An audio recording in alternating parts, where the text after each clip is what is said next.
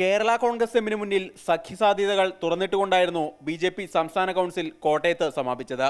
K M മാണിക്കെതിരെ അഴിമതി ആരോപണങ്ങൾ നിലവിലുള്ളതിനാൽ പാർട്ടിക്കാർ ഒന്നാകെ അഴിമതിക്കാരാണെന്ന് പറയാനാവില്ലെന്നായിരുന്നു ബി.ജെ.പി. നിലപാട്. ഈ നിലപാടിനെതിരെ അന്ന് തന്നെ കേരള കോൺഗ്രസ് രംഗത്ത് വന്നിരുന്നു.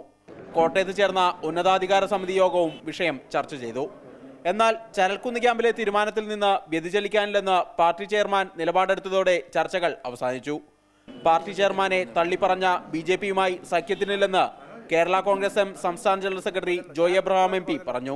പാർട്ടിയെയും പാർട്ടി ചെയർമാനെയും രണ്ടായി കണ്ടുകൊണ്ടുള്ള ഒരു സമീപനമാണ് ബി.ജെ.പി. അവിടെ എടുത്തത്. അത് അത് രാഷ്ട്രീയമായി ആ സമീപനം ശരിയല്ലെന്ന് ഞാൻ പറഞ്ഞുള്ളൂ.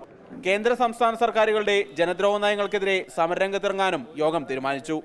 റേഷൻ പ്രതിസന്ധി പരിഹരിക്കണമെന്നാവശ്യപ്പെട്ട് ഫെബ്രുവരി 3 സെക്രട്ടേറിയറ്റ് മാർച്ച് സംഘടിപ്പിക്കും. ജനുവരി 29 കെ എം മാണിയുടെ ജന്മദിനം കാരുണ്യദിനമായി ആചരിക്കാനും പാർട്ടി തീരുമാനിച്ചിട്ടുണ്ട്.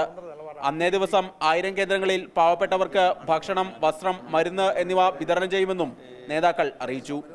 മാതൃഭൂമി ന്യൂസ്, കോട്ടയം.